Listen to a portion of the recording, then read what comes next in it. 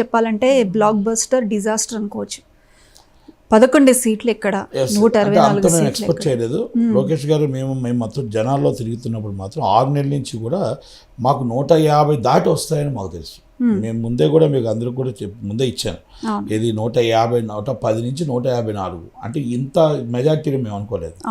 మేము కూడా ఊహించలేదు. అంటే మేము అనుకున్నాం 110 సీట్లు కంఫర్టబుల్ ఉంటుంది, 45 సీట్లు నువ్వా నేనా అన్న స్టేజ్కి వస్తుంది.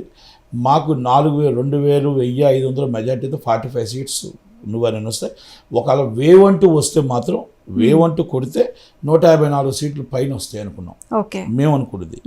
ఆ తర్వాత కాంగ్రెస్కి ఒక 5 వస్తాయి అనుకున్నాం. అసలు 1-2 శర్మిలమ్మ ఒకటి గెలుస్తుంది అనుకున్నాం.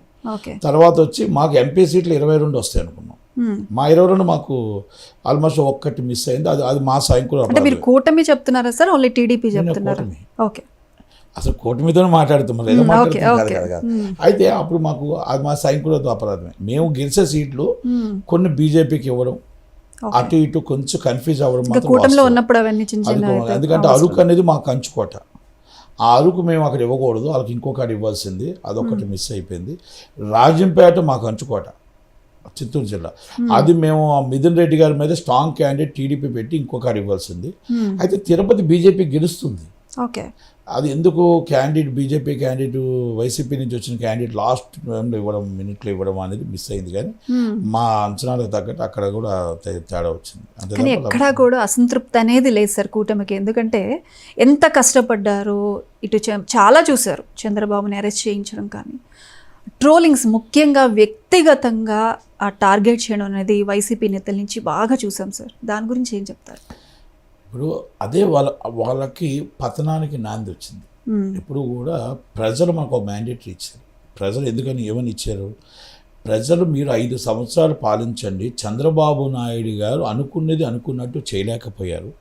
ఈ 5 సంవత్సరాలు ఆయన ఏదో రాజధాని అనుకున్నారు, చేయలేకపోయారు. విశాఖపట్నం అనుకున్నారు, చేయలేకపోయారు. సినీ హబ్ అనుకున్నారు, చేయలేకపోయారు. మొత్తం టోటల్ పోలవరం పూర్తన్నారు, చేయలేకపోయారు.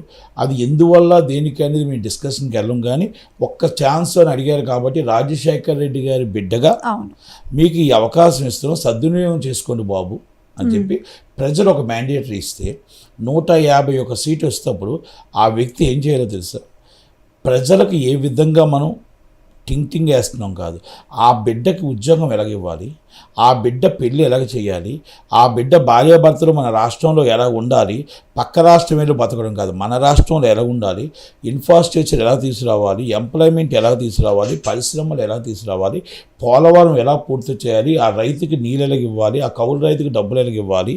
అలాగే మనం మొత్తం టోటల్గా మన రాజధాని అనేది అమరావతి రాజధాని అని మన అందరం కలిపి అసెంబ్లీలో 2018-17 ఒప్పుకున్నాం కదా. ఆ ఒప్పుకున్న అసెంబ్లీ పూర్తి చేసి ఆర్థిక రాజధానిగా విశాఖపట్నం చేసి, న్యాయ రాజధానిగా మన కర్నూలు చేసి, టూరిజం హబ్గా మొత్తం రాజమండ్రి చేసి, అలాగే మొత్తం ఆధ్యాత్మిక కేంద్రంగా వెంకటేశ్వర స్వామి టెంపుల్ చేసి, ఇవన్నీ మనం డెవలప్ చేయడానికి 151 సీటు మనకు ప్రజలు ఇచ్చారు కదా అని ఆలోచించింటూ బాగుంది. ఆయనకి ఎప్పుడైతే 151 సీటు ఇచ్చి గెలిచిన ప్రమాణ స్వీకారం అయిపోయిన మరుక్షణం ఇంటి ముందు ముళ్ళుకంచెలు వేశాడు. ఫస్ట్ కూల్చివేత స్టార్ట్ చేశాడు. తర్వాత ముళ్ళకంచెలు వేశాడు. ఎవరిని రానివ్వకుండా చేశాడు. ఫస్ట్ ప్రజల్ని రానివ్వకుండా చేశాడు. ప్రజలు అనుకున్నారు రాజశేఖర రెడ్డి గారి పాలనలో రోజుకు ఒక అరగంట మా బాధని, మా కష్టాన్ని మేము వింటానికి ఆ తండ్రి ఉండేవాడు. ఈ జగనన్న ఉంటాడేమో అనుకున్నారు.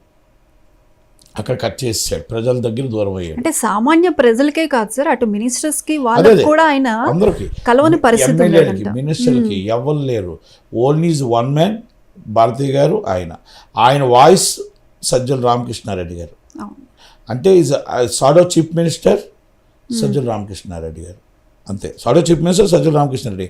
ఎప్పుడో ఆయన బుద్ధినప్పుడు అప్పుడప్పుడు డైరెక్ట్గా ఒక లైవ్లో వచ్చేవాడు. అది కూడా ఎవరు ఉండేవారు. ఆయన లైవ్లో ఆయన చెప్పిందే వేదం, ఎదుటి వాళ్ళు మాట్లాడటానికి లేదు. అందుకే ఎదుటి వాళ్ళు మాట్లాడకుండా వెళ్ళిపోయాడు అనుకోండి చెప్తారు. ఇలా ఎప్పుడైతే దూరం అయ్యాడో, ప్రజలకు దూరం అయ్యాడు, ఎమ్మెల్యేలకు దూరం అయ్యాడు, ఎంపీలకు దూరం అయ్యాడు, మినిస్టర్లకు దూరం అయ్యాడు. ఆ కష్టం ఆ బాధ చెప్పుకోనివ్వలేదు, కష్టం చెప్పుకోనివ్వలేదు. ప్రజలు ఎమ్మెల్యేకి చెప్పే బాధల్ని ఎంపీకి చెప్పే బాధల్ని, ఆ మినిస్టర్ చెప్పే బాధల్ని ఎవరు వినాలి? Chief minister. ఆఫీసర్ తప్పు చేస్తే ఎవరు వినాలి? Chief minister. అంటే ఇవన్నీ కూడా ఎవరి మాట ఎవరు వినేది లేదు. మొత్తం టోటల్గా ఒక గవర్నమెంట్ అనేది తిట్లు పురాణం పెట్టాడు. నీకు మినిస్టర్ ఇస్తున్నాను, ఉదయం లోకేష్ గారిని తిట్టు, మధ్యాహ్నం పవన్ కళ్యాణ్ గారిని తిట్టు, ఈవినింగ్ చంద్రబాబు గారిని తిట్టు, టైం దొరికితే వాళ్ళ ఫ్యామిలీస్ని కూడా తిట్టు, టైం దొరికితే ఆ టైమింగ్ కూడా నేను ఇస్తాను. ఎవరు తిట్టాలి, ఏ ఫ్యామిలీని ఎలా తిట్టాలి, ఏ ట్రోల్ చేయాలి నేను చెప్తా. దాన్ని ట్రోల్ చేయడానికి ఆయన భార్గవ రెడ్డి గారు ఉంటారు, సజ్జల రామకృష్ణారెడ్డి అబ్బాయి, మీరు మాట్లాడండి, నేను ట్రోల్ చేస్తాను. నేను మొత్తం యూట్యూబ్ ఛానల్ మొత్తం ఆల్మోస్ట్ అన్ని ఛానల్స్ ఆల్-ఆంధ్రలోనే పెట్టారు. ఏదో కొన్ని ఛానల్లో లేవేమో తప్ప అన్ని ఛానల్స్ ఆల్-ఆంధ్రలోనే పెట్టుకున్నారు. సజ్జల రామకృష్ణారెడ్డి గారి డైరెక్షను, భార్గవ రెడ్డి గారి ఆలోచనతో వీళ్ళందరూ మాట్లాడారు. ఒకటి భారీ పరిశ్రమల శాఖ మంత్రి అమర్నాథ్ గారు ఉదయం నుంచి తిట్టడానికి, ఆయనకి ఏమీ తెలియదు. ఆయన పరిశ్రమ అంటే తెలియదు, ఆయన ప్రిన్సిపల్ సెక్రటరీ ఎవరో తెలియదు, ఇది ఏంటో తెలియదు. అక్కడి నుంచి సంతకం పెట్టాలని వచ్చింది, నేను సంతకం పెట్టాను. రోజమ్మకి నాకు టూరిజం మినిస్టర్. ఏంటమ్మా మీ టూరిజం మినిస్టర్? ఏమీ లేదు, ఉదయం లేస్తే మాకు గోదావరి నదిలో 4 బోట్లు ఉంటాయి, ఆ బోట్ ఎక్కుతారు, 10 మంది ఎక్కుతారు, దిగుతూ ఉంటారు, అదే టూరిజం. అంటే మరి విశాఖపట్నంలో టూరిజం గెస్ట్ హౌస్ ఉండేవి కదమ్మంటే అవి మాకేం తెలియదు, మా జగనన్న సంతకం పెట్టమన్నాడు, మేము పెట్టాం, గెస్ట్ హౌస్ తీసేశారు, బంగ్లా ఒకటి కట్టారు.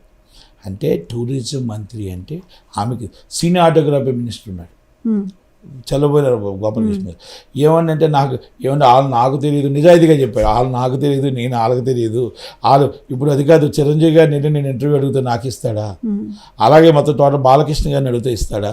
ఇప్పుడు మినిస్టర్ అంటే ఏంటి హోదా, దాంట్లో ఆమె తీసుకురావాలా, వాళ్ళ బాధను నేను తెలుసుకోవాలా, మళ్ళీ ఇక్కడికి చెప్పాలి జగన్మోహన్ రెడ్డి గారు రానివ్వరు, వీళ్ళు రానివ్వరు.